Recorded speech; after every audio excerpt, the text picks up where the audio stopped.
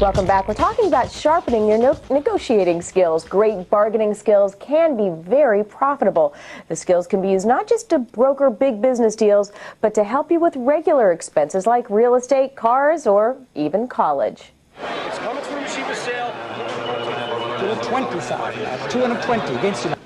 Sold. Selling a hot commodity to the highest bidder. That tenet of capitalism is catching on campus with savvy parents. So they come to us and say, well, what will you do, because this other institution gave us some money. And we're compelled either to award that student some money to impact the enrollment decision, or at least play on a level playing field, or simply to say, no, we give up and you can go to that other institution. Brian and Teresa Kane tried bargaining with Dickinson College in Carlisle, Pennsylvania, where tuition has increased more than tenfold since 1970. Their son Eric didn't qualify for a merit or a need-based scholarship. We approached them with the offers that we had from the other schools, and they were wonderful. They came back, and they were the only school that gave an in-between the two categories to give us some money. They got the idea from a financial planner. He was one that indicated that, hey, you know, it doesn't hurt to go ask. And those who ask often receive. Eric received an offer from Dickinson, but ultimately decided on a less expensive school. Yeah, I'm satisfied, I guess. I think I made the right choice going to a different school. We have great guests today here to help you hone your negotiating skills. They are Anthony Juaniz St. John, president of Roundtable International LLC, and joining our conversation, Stephen Kelly, CEO of the Kelly Group. Welcome. Thank you. So we heard in that package, ask and you will receive, and that's a big part of the negotiating process, is to start the dialogue and to ask for what you want.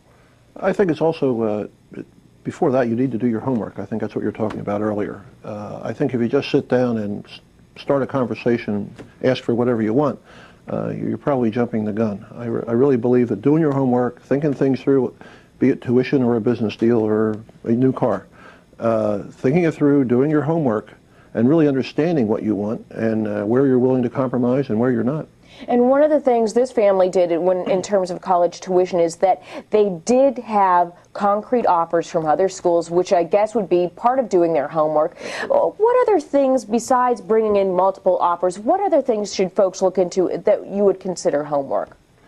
What can they afford? That's as basic as you can get. I mean, what is it that they have to have?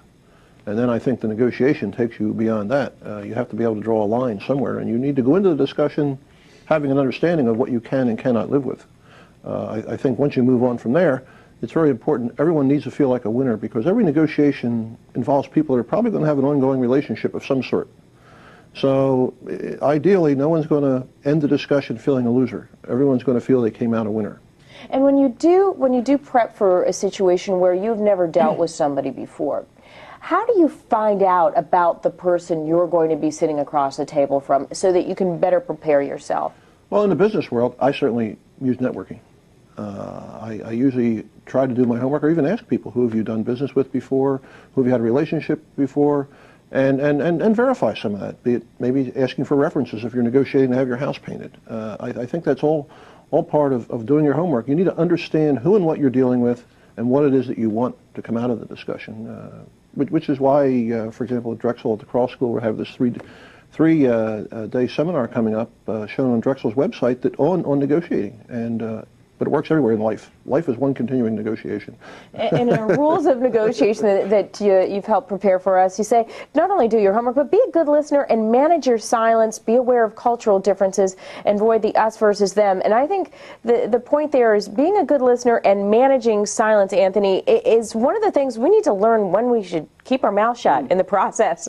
Sure. If somebody if you're in a one-time negotiation with someone, a buyer and a seller situation, you're never going to have a relationship with them again. Typically, you know, a used car or even a real estate transaction.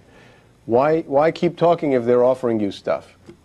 In my own life, I've been afraid to, accept things that were offered, afraid to ask for them. But if someone's beginning to make concessions without solicitation, don't stop them. On the other hand, you have to know where this is going. If this is a longer-term relationship, asking someone else to give you the store ultimately may kill the deal.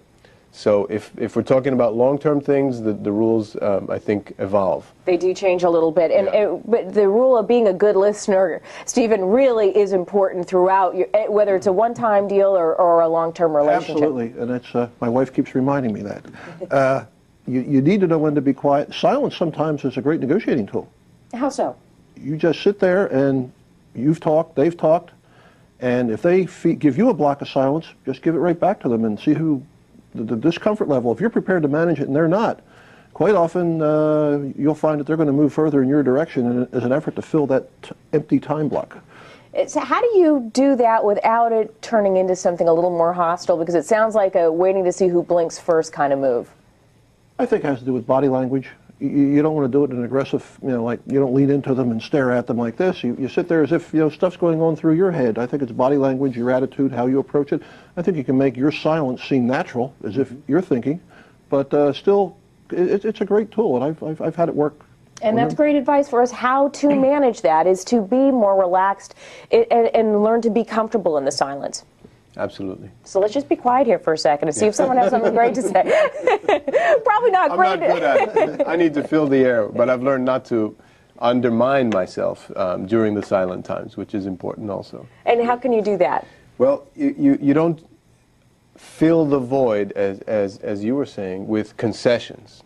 You don't meet the silence with new concessions. Because psychologically, some of us are uncomfortable with silence because we think that's a rejection from the other party. And to overcome their rejection, which they are, they're good at manipulating our sense of what's acceptable, we'll keep giving. And that's what a savvy, negotiator who's manipulative will try to take advantage of. So I'll keep talking, but I'll no longer make concessions now. I'll use that time to inquire about what's important for the deal and maybe to propose something creative.